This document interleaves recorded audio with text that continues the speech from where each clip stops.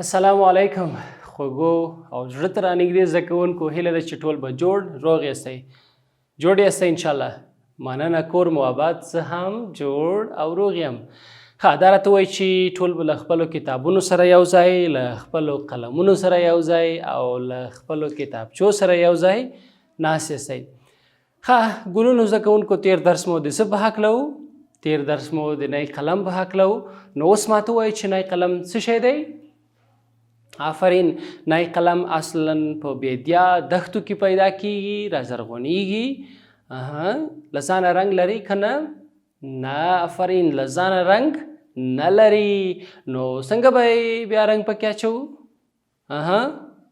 آفرین په یو قوطي کې به رنګ ورته واچو او هغه رنګ به بیا نو د هغه نه وروسته به استفاده کوو یا به لیکل ورباندې کوو آفرین ښه بل راته وایي چې تاسو څو ډوله قلمونه پیژنئ څو ډوله آفرین خودکار قلم شته دی چې موږ تاسو د ځانه رنګ لري مارکر آفرین همدارنګه مارکر قلمونه هم شته دی چې آفرین پنسل وګورئ اکثره وخت ځینې پنسلونه دلته ځان سره تخته خپله پنسل پاک هم لري چې موږ تاسو لیکل وکړو بیا یې هغه څنګه کوي پاکوي تباشیرونه هم لرو نو دا هم یو د لیکلو وسیلې دي همدارنګه بیا ځینې نور پنسل ته ورته د لرګي څخه جوړ شوي موږ تاسو ورته رنګې هم وایو ډول ډول رنګې موجودې دي دا هم شته دی نو او د نی قلم هم شته دی نو ګورئ ډول ډول قلمونه تاسو وپېژندل په تیر درسونو کې هم په دې خبرې وکړې ښه بل مې تاسو ته ویلي و چې تاسو باید د نی قلم درس چې په 15 مخ باندې دی هغه ولولئ او هغه کلمې چې تاسو ورباندې نه پوهیږئ هغه ماته په نښه کوي آیا حاسم کړي آفرین زنده باد ګلونو زده کوونکو څه شی به کوو نو په بسم الله سره به خپل درس شروع کوو چې هغه څوم لوستی آفرین اتم لوستی نو اتم لوست به د نی قلم وایي راځئ وګورئ موږ تاسو نن وپېژندل چې دغه د نی قلم څه وایي خو مخکې له دې نه چې درس شروع کړم تاسو ته یو څو کیسې زه وکړم کیسې به داسې وي چې ما سره یو څو انځورونه دي په دې انځورونو کې به تاسو وګورئ چې دا څه ډول انځورونه دي صحیح ده وګورئ په دې باندې لیکنې لیکل شوي دي پخوا به تاسو یو د استاذ نه د خپل ښوونکي نه اورېدلي وي میخي خط پخوا میخي خط هم و چې هغه په کاڼو د خرماو په پړچوکو باندې په نورو ډول ډول لرګیو باندې لیکل کېده خو دغه کاغذونه چې موږ تاسو یې اوس لرو دا څنګه و نه ول خلکو به په دیوالونو هم لیکل کول په خټه باندې به هم لیکل کول همدارنګه په ونو باندې وګورئ دا هم یو ډول لرګی دی چې لیکل ورباندې څنګه شوي دي دا مو ګورئ دا هم بیل خپل نوم لري دا هم یو ډول لرګی دی البته د خرما لرګی دی چې لیکل ورباندې شوي دي وګورئ دا نه په قلم لیکل شوي نه په تباشیر لیکل شوي دي نه هم په نی قلم باندې لیکل شوي بلکې په میخونو باندې په نورو تیزو شیانو باندې لیکل شوي دي چې بیا به خلکو یو له بل سره د پوهول ورباندې همدارنګه وګورئ په اوسني وخت کې موږ تاسو د څه شي نه استفاده کوو د تباشیر څخه وګورئ کوچنۍ نجلۍ چې د هغه خط لیکي په څه شي باندې لیکي په توره تخته باندې البته تباشیر دی دغه د اوسنۍ زمانې شیان دي چې موږ تاسو یې کاروو البته تباشیر ستاسو په ښوونځي کې هم شته دی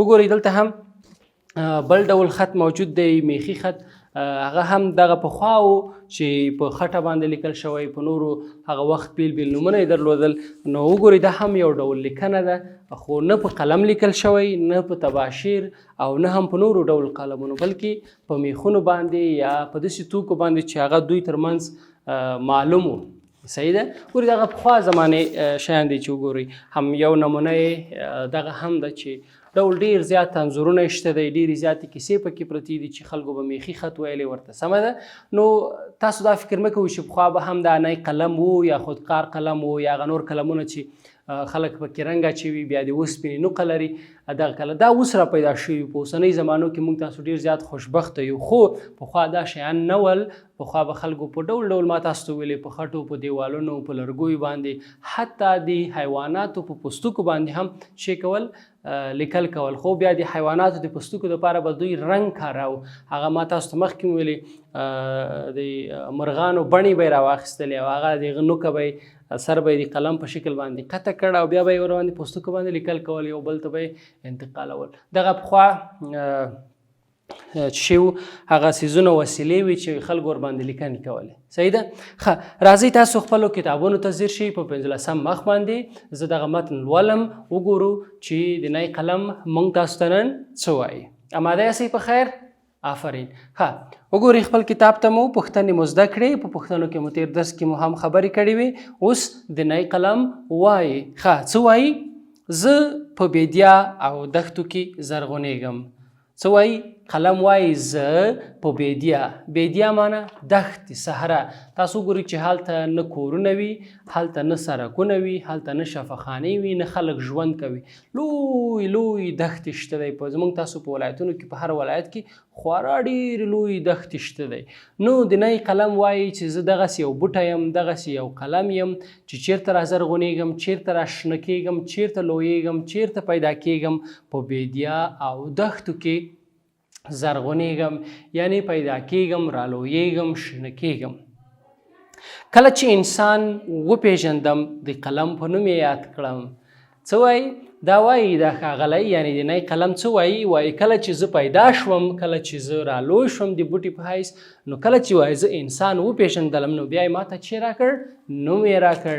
هر څیز تاسو وګورئ زموږ تاسو په چاپېریال کې، ستاسو کور کې، په هر ځای کې که تاسو وګورئ هر شی خپل نوم لري، ځکه نومونه د پیژندلو وسیله دی.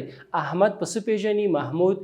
هر څوک استاد، قلم، چوکۍ، میز، دا ټول شیان چې موږ تاسو پیژنو په نومونو یې پیژنو.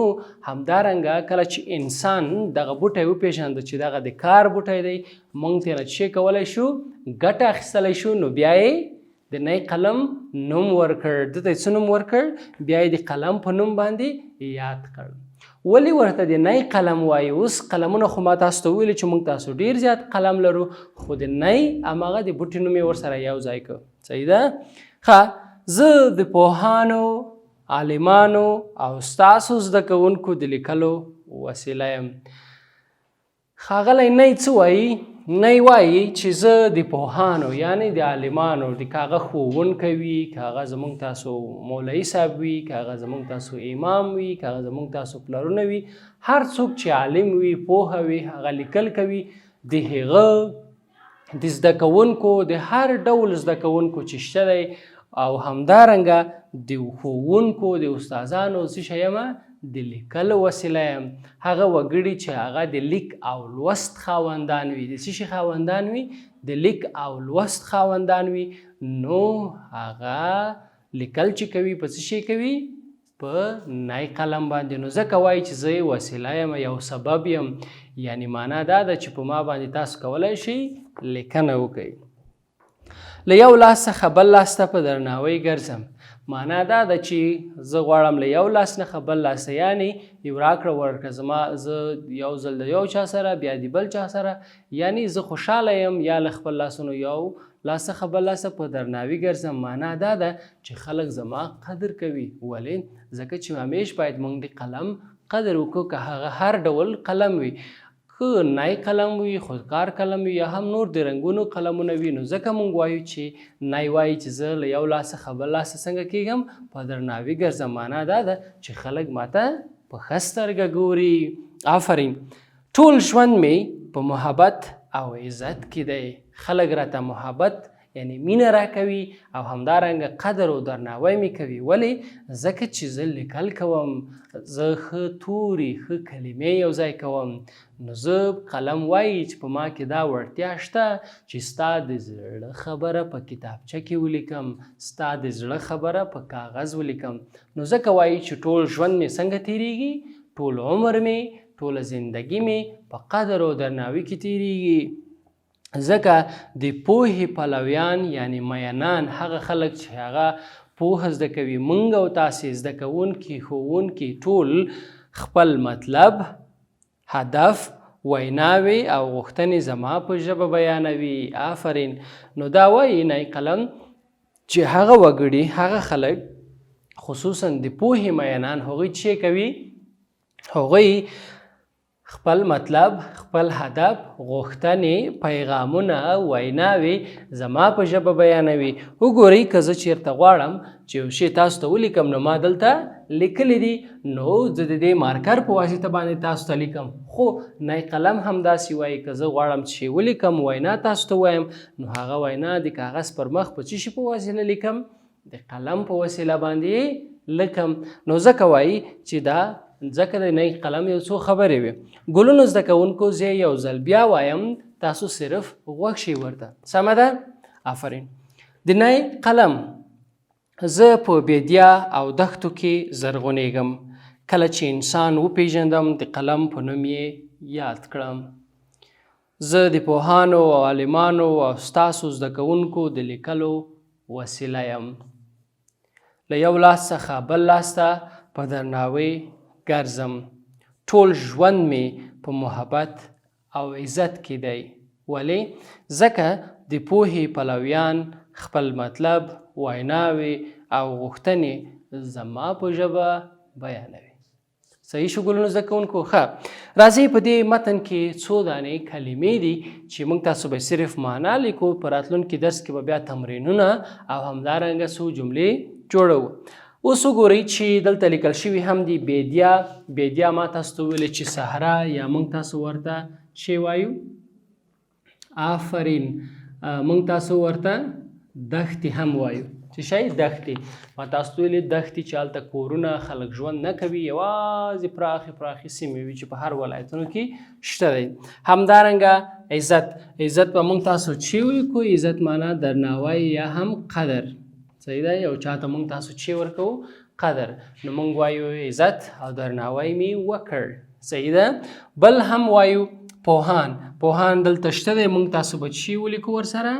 آفرین. نو پوهان معنا عالمان. سمه ده؟ او همدارنګه درمل.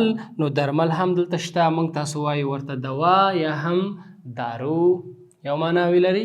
ښه، ویناوې چې دي، ویناوې معنا خبرې. صحیح ده؟ هغه خبرې چې هغه ښې خبرې وي نو موږ تاسو وایو ویناوې. او همدارنګه زرغونېدل معنا شنه کېدل. صحیح ده؟ شنه کېدل. او یا هم لویېدل یا هم پیدا کېدل. صحیح ده؟ ډېرې معناوې پیدا کېدل. صحیح ده؟ ښه، دا څو کلمې وي: بیدیا، دښتې، عزت، قدر، پوهان، عالمان، درمل، دوا، ویناوې، خبرې او زرغونېدل یعنی شنه کېدل، پیدا کېدل. ګلونو زده کوونکو دا زموږ تاسو درس و، تاسو به یې ولولئ او همدغه څو دانې شپږ دانې کلمې چې دي په دې کې به یوه جمله جوړه کړئ. دا بس تاسو چې وي کورنۍ دنده به وي. له یاده یې مه باسئ. په راتلونکي درس کې به انشاءالله زه له تاسو پوښتنې کوم. د هرې کلمې په هکله به یوه جمله ماته جوړوئ او په راتلونکي درس کې به بیا موږ تاسو د دې درس شلولو ځینې تمرینونه به یې حل کوو. نو اوس ماته اجازه راکئ، کورنۍ دنده مو ترسره کړئ. په لوی خدای مو سپارم.